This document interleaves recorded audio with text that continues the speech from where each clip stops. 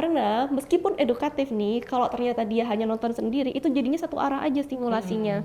Dan itu sama aja gitu, tidak akan membantu dalam proses perkembangan. Gadget kalau digunakan dengan baik pada usia yang tepat, itu sebenarnya bisa Membantu membantu. ya dokter ya. Betul, tapi ya itu harus dengan cara yang tepat dan usia yang tepat.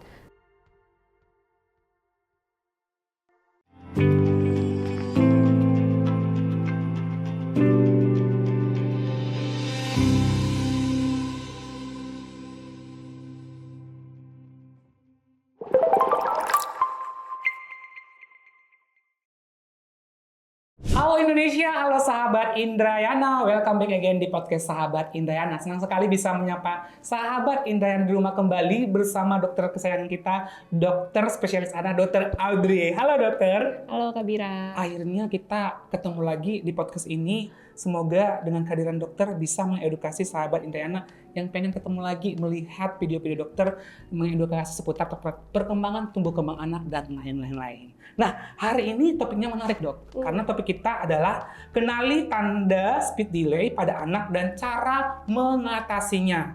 Nah, saya akan bacakan sedikit dok tentang tema kita hari ini. Ternyata dok, speed delay adalah keterlambatan perkembangan bicara pada anak. Tanda-tanda speed delay dapat dilihat dari usia, keterlambatan, jenis kelamin, dan adat istiadat. Berdasarkan data dari Ikatan Dokter Anak Indonesia atau IDAI, terdapat 5-8% anak prasekolah yang mengalami speed delay. Bahkan, khusus Jakarta, tercatat ada 21% anak yang mengalaminya. Wah, luar biasa sahabat Indrayana, ternyata banyak banget anak-anak yang memang mengalami speed delay ini. Nah, kita akan bahas tuntas bersama dengan Dokter Audrey, spesialis anak. Halo dok, gimana kabarnya nih dok? Baik. Baik ya dok ya. Terkait speed delay banyak yang bertanya karena mungkin moms and dad di rumah sana mungkin belum tahu cara mengenali gejalanya dan cara mengatasinya. Ngomong-ngomong tentang cara mengatasinya, kita mau lebih tahu dulu nih apa sih yang dimaksud dengan speed delay ini. Silahkan dok. Oke, jadi memang masalah speech delay ini ya sebenarnya dari dulu ya Kak ya. Tapi sampai sekarang pun masih menjadi suatu masalah yang banyak sekali ditemui ya, terutama mungkin di area kota besar seperti kita di Jakarta ini ya. Nah, kalau untuk ditanya apa sih sebenarnya speech delay itu, mungkin kita balik lagi ke katanya ya. Ini kan dalam bahasa Inggris speech delay ya. Untuk speech itu kan artinya bicara, ya bicara atau berbahasa, sedangkan delay itu adalah artinya keterlambatan. Sehingga secara dari katanya, secara hurufiahnya artinya adalah keterlambatan dalam berbicara, seperti itu. Nah, sebenarnya sih kalau kita mau balik ke konsep lagi ya, kita harus tahu dulu bicara sama bahasa itu dua hal yang berbeda sebetulnya gitu. Dua-duanya merupakan komponen dari komunikasi. Jadi komunikasi itu ada bicaranya, ada bahasanya. Tapi sebenarnya dua hal itu berbeda. Ya, bicara itu kan dia kita seperti mengeluarkan kata-kata, komponen-komponen suara dari mulut kita. Sedangkan kalau bahasa itu adalah bagaimana kita merangkai suatu kata, merangkai kata menjadi kalimat, dan bagaimana kita menyampaikan itu kepada orang yang kita ajak berkomunikasi dan juga mencakup pemahamannya. Jadi bagaimana kita bisa memahami orang yang berbicara dan jadi berkomunikasi seperti itu namanya bahasa. Jadi memang pengertian speech delay itu luas gitu, dan perlu diingat juga sama mama papa sekalian, speech delay itu bukan diagnosis gitu. Betul, itu merupakan suatu gejala. Jadi misalnya kita kalau sakit ada demam, ada batuk, ada pilek. Nah, itu semua bukan merupakan suatu diagnosis, itu merupakan gejala yang pastinya merupakan tanda dari suatu penyakit yang lebih besar. Nah, begitu juga dengan speech delay. Jadi kita tidak bisa berhenti hanya kepada mengatakan seorang anak itu speech delay. Kita harus gali lebih jauh lagi sebenarnya diagnosis di baliknya itu apa, seperti itu. Jadi mungkin itu ya pengertian secara umumnya dulu nih, sebenarnya apa sih speech delay itu. Wah, luar biasa. Berarti memang speed delay inilah tanda dan gejala ya dokter ya, dari suatu diagnosis di belakangnya. Dan itu mungkin perlu pengkajian dan juga pemeriksaan lanjut ya dokter ya. Betul. Nah, ngomong-ngomong lagi tentang speed delay, kita mungkin akan bahas nih, kalian tertarik nih. Berarti itu tanda dan gejala. Berarti ada beberapa yang harus diwaspadai dari tanda gejala speed delay ini. Nah, mungkin faktor penyebabnya mungkin yang paling sering harus diedukasi dok. Apa kira-kira faktor penyebab dari speed delay? Oke, ini juga mungkin sering jadi tanda tanya ya untuk papa mama semua ya. Kenapa sih kok bisa speech delay gitu seorang anak ini? Dulu perasaan nggak ada yang seperti itu gitu mungkin ya, seringnya kita sering dengar seperti itu. Nah, sebenarnya banyak banget ya penyebabnya ya yang bisa jadi diagnosis di balik speech delay itu. Tapi mungkin kalau boleh saya bagi jadi 5 kelompok besar gitu ya. Jadi 5 kelompok besar apa sih penyebab seorang anak itu bisa mengalami speech delay atau keterlambatan bicara. Nah, yang pertama itu adalah gangguan pendengaran. Ya, gangguan pendengaran. Kita tahu bahwa fungsi bicara itu tentu saja sangat dipengaruhi oleh fungsi pendengaran kita. Ketika kita tidak bisa mendengar, otomatis tidak ada stimulasi ataupun kata-kata yang bisa kita dengar, sehingga otomatis anak itu juga tidak bisa mengeluarkan kata-kata atau mengeluarkan bahasa. Jadi yang pertama itu adalah adanya gangguan pendengaran. Gangguan pendengaran. Betul, ya itu yang pertama. Nah, yang kedua itu adalah adanya gangguan dari otot. Jadi otot itu maksudnya apa? Terutama adalah otot-otot di bagian mulut ya, yang berfungsi untuk bagi kita mengeluarkan suara gitu. Apa aja tuh? Otot di mulut, otot di rahang, otot di lidah. Nah, jadi semua otot-otot yang pada nantinya akan berfungsi dalam mengeluarkan suara, kalau ternyata dia terjadi gangguan, maka otomatis pasti akan terganggu, dia tidak bisa mengeluarkan bicaranya, seperti itu. Nah, itu yang kedua ya, jadi yang pertama tadi gangguan pendengaran. Gangguan otot. Betul, yang kedua adalah gangguan otot, dan yang ketiga itu adalah gangguan saraf otak ya, gangguan saraf otak. Ini biasanya merupakan bagian dari gangguan perkembangan yang lebih luas ya. Maksudnya apa nih? Contohnya itu seperti anak-anak dengan autism spectrum disorder ya. Mungkin kita sering dengarnya autis seperti itu ya. Nama medisnya adalah autism spectrum disorder ya. Atau anak-anak dengan cerebral palsy cerebral gitu. Jadi memang tidak hanya mengalami gangguan pada bicara saja, biasanya anak-anak yang mengalami gangguan ini dia ada gangguan di perkembangan lainnya. Seperti misalnya kalau anak dengan autism spectrum disorder itu selain bicaranya terganggu, sosialnya juga terganggu. Seperti itu. Nah, anak dengan palsi cerebral itu biasanya selain bicaranya ternyata motoriknya juga terganggu, seperti itu. Jadi memang kalau misalnya speech delay itu merupakan bagian dari sini, itu biasanya adalah akibat adanya gangguan di saraf otaknya. Itu yang ketiga, betul. Nah, yang keempat itu di sini kita biasanya kalau dokter anak sebutnya maturational delay ya, maturational delay atau late talker gitu. Jadi untuk anak-anak dengan maturational delay atau late talker ini itu biasanya dia memang awal-awalnya agak terlambat bicara. Tapi setelah itu pada usia tertentu dia akan catch up sendiri. Jadi dia akan akhirnya ngomong sendiri, tiba-tiba dia lancar sendiri ngomongnya gitu. Nah, itu kita sebut sebagai maturational delay atau late talker. Memang ada beberapa porsi anak-anak yang seperti itu gitu. Nah, yang terakhir, yang kelima, ya yang terakhir itu adalah penyebab yang sering nih. Ini sebenarnya paling sering menyebabkan speech delay adalah kurangnya stimulasi. Betul, ini yang paling sering terjadi, yang paling sering kita temukan. Sebenarnya anaknya sendiri tidak ada masalah ya, dari segi gangguan saraf otak tidak ada, gangguan pendengaran tidak ada, baik-baik saja, lalu otot mulutnya juga berkembang dengan baik, tapi karena dia tidak mendapatkan stimulasi yang adekuat, tidak mendapatkan contoh yang baik dari orang-orang di sekitarnya, sehingga akhirnya kemampuan bicaranya itu menjadi tidak berkembang, seperti itu. Nah, ini mungkin zaman sekarang salah satunya adalah gadget gitu ya. Gadget juga salah satu penyebabnya seperti itu. Jadi ini merupakan penyebab satu lagi nih bahwa anak-anak bisa juga mengalami speech delay karena hal ini seperti itu. Wah, berarti memang penyebabnya ada banyak ya dokter. Banyak, seperti yang dokter sebutkan tadi, garis besarnya ada 5 penyebab atau faktor yang menyebabkan speech delay ini. Mungkin yang paling sering ditanyakan oleh sahabat Indrayani dokter ya, indikator yang bisa menjadi dikatakan bahwa anak ini mengalami keterlambatan bicara apa nih dok? Oke, jadi kapan sih kita mulai curiga gitu ya anak kita mengalami speech delay? Jadi sebenarnya mulai dari usia berapapun, tahapan usia berapapun itu ada tahapan-tahapan perkembangan yang perlu dilewati oleh seorang anak gitu ya. Jadi mulai dari usia 0 sampai 5 tahun biasanya ya kita screening perkembangan itu ada tahapan-tahapan tertentu yang perlu bisa dilewati sama anak tersebut gitu. Perkembangan sendiri kan sebenarnya ada 4 domain besar ya, motorik kasar, motorik halus, sosial, dan berbahasa. Nah, berbahasa inilah yang perlu kita kaji lagi lebih jauh, apakah ada speech delay atau tidak. Misalnya biasanya pada anak usia 3 bulan dia sudah mulai bisa cooing, kita sebutnya cooing. Jadi kayak gitu. Jadi itu namanya cooing gitu ya. Nah, pada anak usia 6 bulan tuh biasanya dia mulai bisa babbling. Ba, mama gitu. Tapi bukan ke mamanya gitu ya. Dia hanya mengeluarkan suku kata ba, mama biasanya sih seperti itu. Itu namanya babbling gitu ya. Kata gitu ya.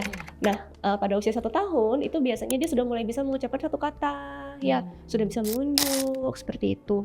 Nah, pada usia 2 tahun biasanya kita juga harapkan dia sudah bisa merangkai 2 kata. Papa makan, mama mandi, seperti itu.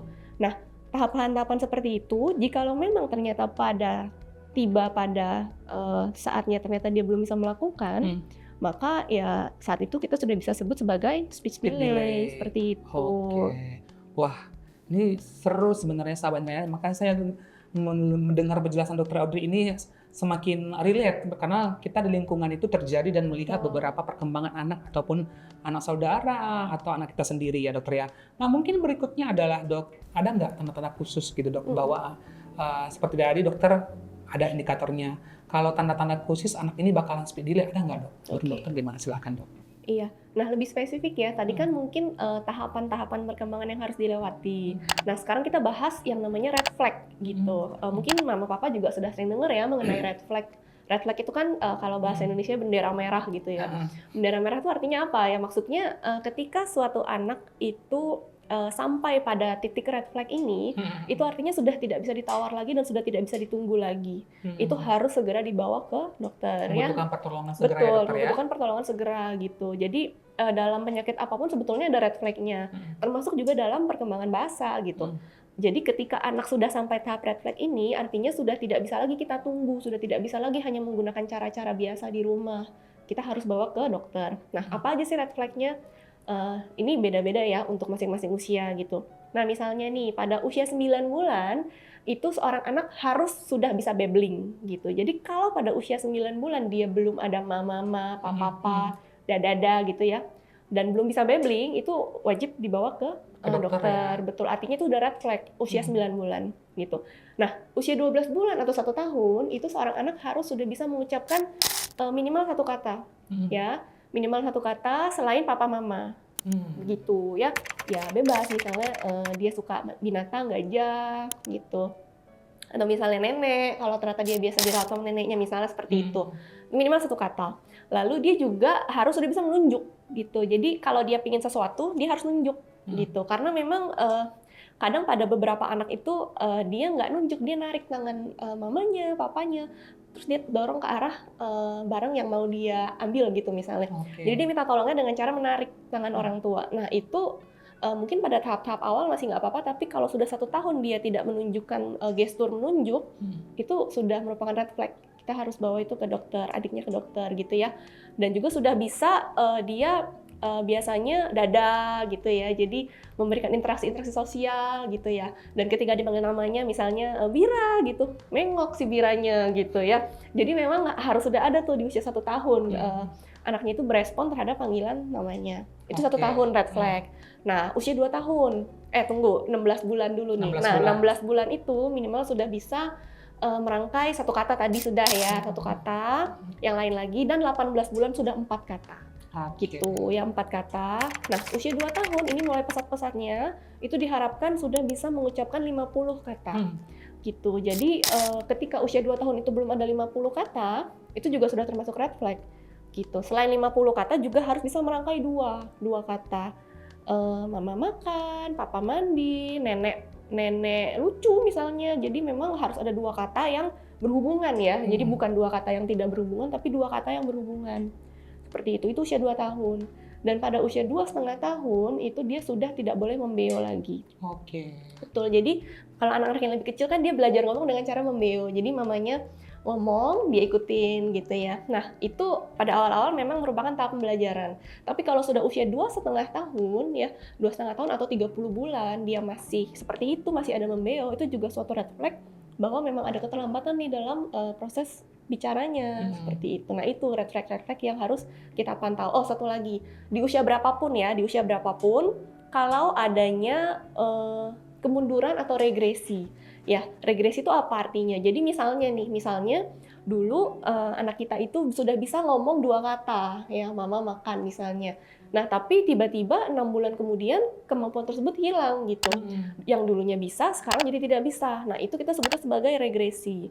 Nah kalau terjadi seperti itu ya, kehilangan kemampuan yang dulu sudah dimiliki di usia berapapun itu juga red flag. Jadi harus segera dibawa ke dokter. Wah luar biasa, berarti memang secara tidak langsung ya dokter ya, papa mama di rumah harus tahu tahap-tahap perkembangan si anak sehingga memang bisa mengetahui refleks-refleks pada usia sesuai perkembangan sehingga memang bisa mendapatkan pertolongan segera ya dokter ya. Mungkin sahabat Indrayana bertanya-tanya nih dok, ini bagaimana terapinya dan bisa sembuh nggak sih dok? Silakan. Okay. Ini juga pasti jadi pertanyaan ya untuk banyak papa mama karena rata-rata mungkin kan banyak ya saya dengar cerita orang tua tuh menyesal gitu. Aduh saya terlambat nih membawa betul, gitu nyadar ya. anak saya ternyata terlambat ngomongnya seperti itu. Kira-kira masih bisa diatasin atau enggak ya? Nah untuk terapinya sendiri sebenarnya kembali lagi tergantung ke diagnosisnya ya. Harus dapat ya dok ya. Betul karena terapi yang baik tentu saja terapi yang sesuai dengan sasaran ya, sesuai dengan penyebabnya. Kalau kita nggak tahu penyebabnya, tentu saja kita hanya akan meraba-raba dan terapi yang diberikan hanya secara umum gitu. Nah, kembali lagi ke terapi, berarti kalau misalnya anaknya ada gangguan pendengaran, contohnya ya, ternyata penyebabnya adalah gangguan pendengaran, terapinya tentu saja terapi pendengarannya betul, alat bantu dengar misalnya. Itu nanti kita akan kolaborasi dengan dokter THT gitu ya. Itu contohnya. Nah, lalu misalnya nih ternyata dia ada masalah autism spectrum disorder, terapinya biasanya adalah terapi sensori integrasi, lalu terapi behavior, dan nantinya juga kadang-kadang ada terapi okupasi gitu. Lalu misalnya dia ternyata cuman expressive language disorder, nah itu satu diagnosis juga ya. Jadi dia ngerti, itu banyak kasusnya. Jadi anaknya ngerti gitu ketika dia ngomong, dikasih perintah gitu ya. Taruh gelasnya di meja, dia ngerti gitu. Tapi ketika dia harus ngomong, ketika dia harus menyampaikan sesuatu, itu kok kayaknya susah banget nggak keluar dari mulutnya gitu. Nah itu biasanya salah satu tanda expressive language disorder. Jadi ekspresifnya itu tidak ada, tidak berkembang. Sedangkan reseptifnya, kemampuan dia menerima atau mengertinya itu sebenarnya baik gitu. Nah, kalau dalam hal ini biasanya kita juga terapinya itu terapi sensor integrasi dan terapi bicara gitu. Jadi kita bantu dia untuk ngomong seperti itu. Jadi memang tergantung masing-masing penyebabnya betul. Ya? Nah, lalu apa sih yang bisa kita lakukan sebagai orang tua gitu di rumah ya? Kan terapi-terapi tersebut kan tentunya membutuhkan fasilitas ya, dan harus dibawa ke terapi medik biasanya ya, fisioterapi seperti itu. Nah, lalu untuk hal-hal yang bisa kita lakukan di rumah sebagai orang tua ya tentu saja stimulasi ya, stimulasi dua arah antara orang tua dengan anak atau mungkin orang tua anak dengan yang mengasuh seperti itu. Dan tentu saja kita juga bisa melakukan terapi-terapi sensori misalnya di rumah secara mandiri dengan alat-alat yang memang sudah tersedia di rumah seperti itu. Jadi selain dari terapi yang dilakukan di tempat terapinya, di rumah pun kita juga harus melakukan dalam tanda kutip ya terapi sendiri yang bisa dilakukan di rumah dengan cara stimulasi seperti itu. Begitu. Wah, luar biasa dokter Adri. Mungkin yang terakhir dokter, kesimpulan mengenai kenali tanda speed delay pada anak dan cara mengatasinya, silahkan dokter. Oke, jadi mungkin kita sebenarnya singkat banget ya waktunya ya, karena banyak banget kalau kita mau bicara tentang speech delay untuk ranahnya ya. Tapi mungkin satu hal yang mau saya tekankan ke papa mama, yang tadi saya telah sebutkan, tidak perlu takut ya, tidak perlu takut. Segeralah bawa kalau misalnya memang kita merasa anak ini ada gangguan, karena saya tahu apalagi naluri orang tua, naluri seorang ibu, naluri seorang ayah itu biasanya betul gitu. Jadi kalau misalnya papa mama sudah mulai merasa kok anak saya bicaranya tidak seperti anak yang lain, kadang-kadang seperti itu ya, bukannya membandingkan, tapi dalam hal perkembangan ada kala kita juga perlu melihat itu gitu ya, tidak seperti anak lain. Apakah ini normal? Apakah ini merupakan suatu perkembangan yang baik? Nah kalau sudah berpikir seperti itu, nggak perlu berpikir lagi dan nggak perlu bawa ke dokter ragu, lebih baik segera bawa dan segera dipantau. Kalau ternyata masih baik, ternyata masih normal, kan ya bagus dan kita bisa tahu nih apalagi hal-hal yang bisa kita lakukan untuk stimulasi lebih jauh lagi gitu. Seperti tadi saya bilang, stimulasi harus dua arah ya.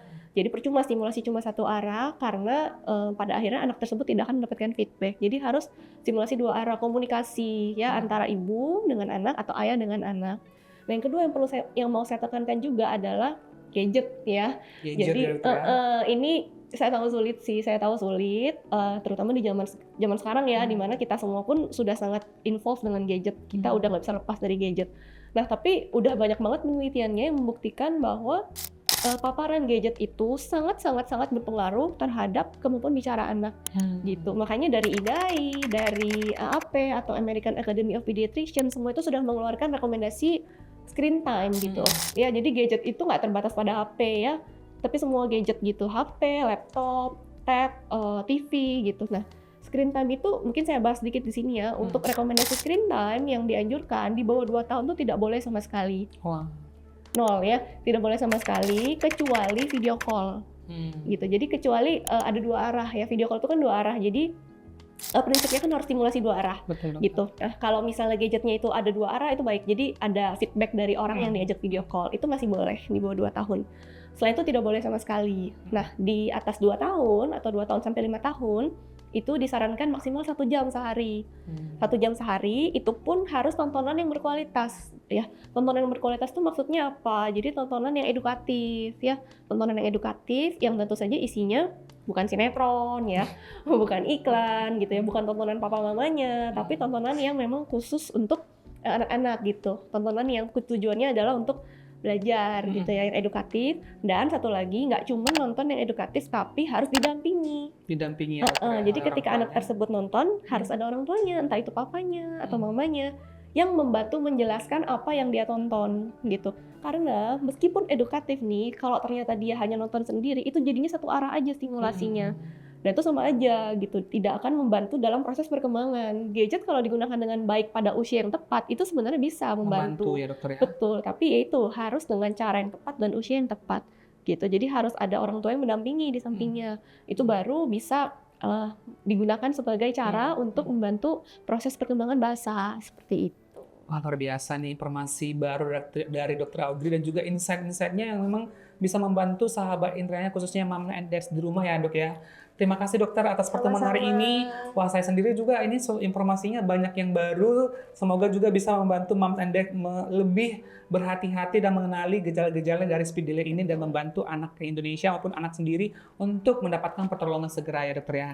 Oke deh, untuk sahabat Indrayana di rumah, tetap dukung kita untuk selalu like, share, dan komen YouTube kita sehingga kita semakin semangat untuk membuat konten-konten edukasi kesehatan. Dr. Audrey, gembira pamit, dah!